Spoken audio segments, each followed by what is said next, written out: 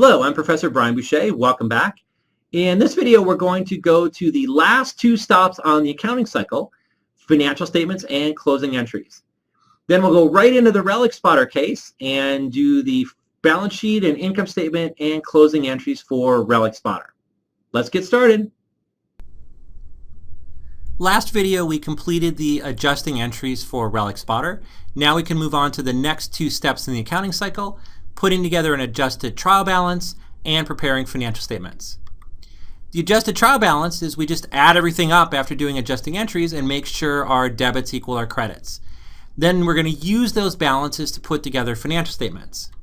We're going to do the income statement first. Then we can use net income to update retained earnings and prepare the balance sheet. And then finally, we'll complete the statement of cash flows and the statement of stockholders' equity. Are you ever going to cover the statement of stockholders' equity? You keep putting it off. Yes, I will eventually cover the statement of stockholders' equity, but I'm not going to tell you when. You need to keep watching the videos because you never know when it's going to finally appear. The income statement generally has the following format. And I say generally because there's no hard and fast rules on how the income statement has to look, but what you're going to see is the most common format used by companies. On the top line, we have revenues or sales. And this is going to be revenues or sales from whatever you define as your core business. So when we get to Relic spotter, it will be rental revenue from metal detectors and the sales of sundries. Then we subtract cost of goods sold to get gross profit. Cost of goods sold is the product costs or the direct costs of producing this revenue. And then gross profit then would be interpreted as the markup over the product costs. Then we subtract operating or SG&A expense to get operating income. SG&A stands for selling, general, and administrative. These are all the period costs, all the other costs of running the business. Operating income would be a picture of the profitability of the core business. It helps answer the question of whether the company priced their product or services high enough to cover all the product and period cost of delivering those goods or services. After operating income, we subtract any interest expense or interest income, and then we adjust for gains or losses. Gains or losses we haven't talked about yet, but they're like revenues or expenses except they don't come from your core business.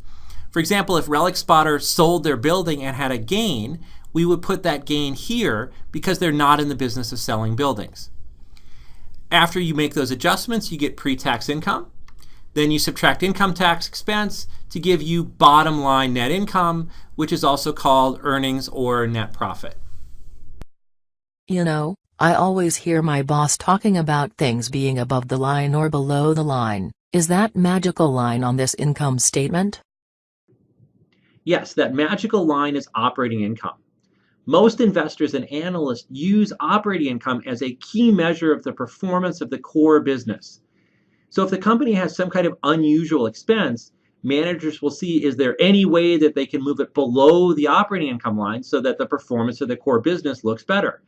So yeah, managers spend a lot of time worrying about whether unusual gains or unusual expenses will appear above or below this magical operating income line.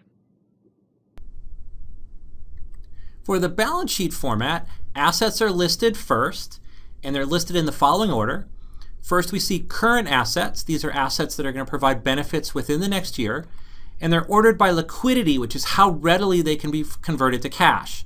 So we always see cash come first, then accounts receivable, inventory, and then any prepaid assets, which actually never convert to cash. They're just deferred expenses. Then we have non-current assets, including the tangible assets, the property, plant, and equipment, and then the intangible assets, which would be things like software, trademarks, or this thing called goodwill, which we get from an acquisition, and we'll talk about later in the course. Then come liabilities and stockholders' equity, starting with current liabilities, which are obligations within the next year. Again, ordered by liquidity, so we'll see bank borrowings, accounts payables and other payables, and then deferred revenues and other non-cash current liabilities last in this section. Then we'll have non-current liabilities. These are liabilities that are due beyond a year. So longer-term bank borrowings and bonds, and then other types of liabilities like deferred taxes, which we'll talk about later, and pensions. Then we have stockholders' equity, where we start with the contributed capital, so the common stock, the additional paid-in capital, the treasury stock, and then retained earnings. I guess the virtual students went out for virtual coffee. Oh well, let's continue. When we finish the financial statements, we're ready for the last stop on the accounting cycle, which is closing entries. This allows us to get ready to start a new period so that we can do the cycle over and over and over and over and over and over again for the whole life of the company. Closing entries involve closing temporary accounts. What's a temporary account? It's an account that accumulates the effects of transactions only for a certain period of time, so either fiscal quarter or a fiscal year. These would be the revenue and expense accounts, which then get closed out to retained earnings at the end of the period. Permanent accounts are the accounts that accumulate the effects of transactions over the life of the business. These would be the balance sheet accounts like assets, liabilities, contributed capital, and retained earnings. The actual closing entries are internal transactions that zero out temporary accounts at the end of the accounting period. Again, by internal transactions, we mean this is the accountant sitting at his or her desk. These are not transactions with outsiders. And the goal is to transfer the balances in the revenue and expense accounts into retained earnings. So the way the entries look is for revenues, we want to zero out the revenue account. Revenue accounts have credit balances, so if we debit them, we're going to zero them out. And then we credit retained earnings, which moves the balance from revenue into retained earnings. For expenses, expenses have debit balances. To zero them out, we want to credit them, so we credit expense accounts and debit retained earnings. And notice in both cases, we're not creating any new stockholders' equity. We're just transferring it from one type of account to another, from the temporary accounts to the permanent account retained earnings. When my grandpa tried to teach me accounting when I was 5, he said something about an income summary account as part of closing entries. Where is it? Hey, that happened to me also. Yeah, there are still some textbooks that use income summary accounts. This is a very temporary account, and what happens is you close the revenue and expense accounts into income summary, and then you close income summary into retained earnings, with the net effect being that there's only one entry that goes into retained earnings instead of the two that we used in our approach. But you get to the same place, so it really doesn't matter which approach you use. I like not using the income summary approach because it's just more straightforward to not create a new account. After the closing entries, we do a post-closing trial balance. So we add everything up to make sure our debits equal our credits. At this point, only the permanent account should have balances. All the revenue and expense accounts should have a zero balance. And now we're ready to start the next period. So what we're going to do to finish up the Relic Spotter case is we're going to prepare the adjusted trial balance, put together an income statement, record the closing entries and post them to T accounts, and then prepare the balance sheet. And I'm going to switch over to Excel to show you how all of this stuff works. So we go back to our page of T accounts and we have more things filled in. So accumulated depreciation is now filled in after the adjusting entries. We can see the adjustment to the software account that we made. And then for expenses and revenues, we have more of them filled in. So again, like building depreciation expense, interest revenue filled in through the adjusting entries. Then we go to our trial balance spreadsheet and we put in the debits and credits for all the adjusting entries and then the balances after we've adjusted for the adjusting entries. And as we put everything in, move all the balances over, what we want to make sure is that for just the adjustments alone, our debits equal our credits, which they do. And the balances after doing adjusting entries, our debits equal our credits. So we haven't made any mistakes. We're fine at this point. Now what we're going to do is take all of these revenue and expense accounts, which are summarized right here on the trial balance worksheet, and put them in the income statement format. So we start out with Relic Spotter's income statement for the year ended December 31, 2012. And it's important to note that it's for an entire year because income statements are always for a period of time. We have to let people know what the period is. For revenues, I've split the revenues into two categories, rental revenue and sales of sundries. That's because Relic Spotter has two lines of business, and so we want to highlight the revenues from the two different lines. Then we need the cost of revenue, so these are like the product costs. Cost of goods sold, of course, matches up with the sundry sales. But what was tricky is to figure out what's the cost of goods sold for rental revenue, which is essentially a service. What I decided was the direct cost of providing that service was the metal detector depreciation expense and the software. So I included those in cost of revenue to get gross profit, which is the markup over cost that we got in our revenue. Then we take off selling, general, and administrative expenses. So these are the period costs: salaries and wages, legal fees, advertising, and building depreciation. Gives us total SG&A. And then our operating income. And operating income is the profitability of our core business. Was the pricing of our product and service high enough to cover all the product costs for our core business and all the period costs?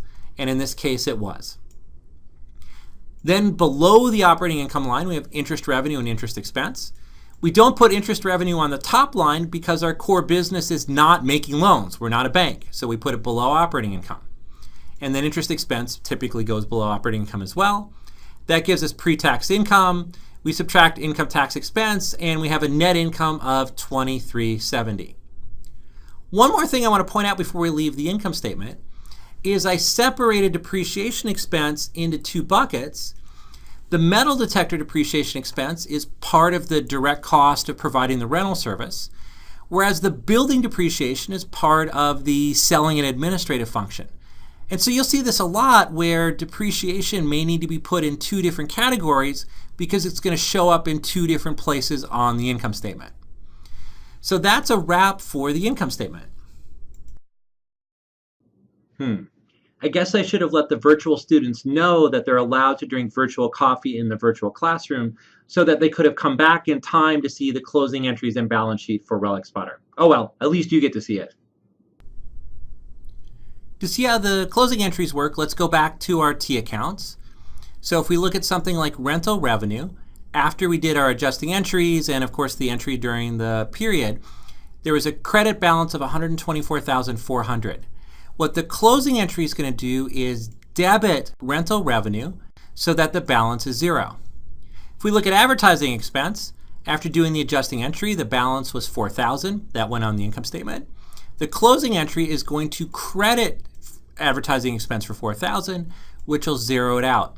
So we do that for all the T accounts, and we get these two big whopping journal entries. So for the closing entries for revenues, we debit all the revenue accounts, which is going to zero them out, and then we add them up and credit the balance to retained earnings. For expense accounts, we credit all the expense accounts to zero them out, total them up, and then that's the debit to retained earnings. So if we go back over to our retained earnings T account, here's the closing entry that transfers all the revenues into retained earnings. Here's the closing entry that transfers all the expenses into retained earnings. Now those expenses and revenues are going to live in retained earnings forever. We can come up with a final balance for retained earnings, which is a debit balance of $130. So even though we had positive net income, we had more revenues than expenses, we paid that big dividend, and the dividend was bigger than our net income, so we have a debit balance. We have negative retained earnings. That's okay. Remember, retained earnings is one of the few accounts that can have either a debit or credit balance. After posting everything to T accounts, we can go back to our trial balance worksheet where we add a couple columns for the closing entries and the post-closing trial balances. Notice for the permanent accounts, you have the post-closing balance is the same as the adjusted balance because we didn't do anything. The only permanent account that's affected, of course, is retained earnings. And then the closing entries also operated on revenues and expenses. And if you look at the post-closing trial balance, you see that now all the revenue and expense accounts are at zero. And it was retained earnings was the only balance that was affected by this process. Now we're going to take all the balances of the permanent accounts and put together a balance sheet. So we have the Relic Spotter Incorporated balance sheet. Notice a balance sheet is a point in time, so we have December 31, 2012. We start with assets and list all of our current assets in order of liquidity. Then we follow up with tangible assets, and this is the typical treatment where land, building, and metal detectors are listed at their original cost, and then in one line item we subtract the accumulated depreciation to report something called net property, plant, and equipment. Now, I've always found this a little misleading because we're really not depreciating land, but it looks like we are. But hey, we've done this way for 4th century, so who am I to complain? Anyway, then we have the intangible assets like software, and that'll give us total assets. For liabilities and stockholders' equity, we have the current liabilities, so the obligations in the next year, ordered by liquidity. Non-current liabilities, so liabilities beyond a year. For stockholders' equity, we have common stock and additional paid-in capital, and then retained earnings, which, I don't know, we may want to call accumulated deficit since it's negative, but I guess it's okay to call it retained earnings as well. Gives us total stockholders' equity, and then our total liabilities and stockholders' equity equals our total assets, and we're done with the balance sheet. In future videos later in the course, we will continue with Relic Spotter to put together a statement of cash flows, and then eventually we'll talk about a statement of stockholders' equity. And with that, we wrap up the basic building blocks section of the course.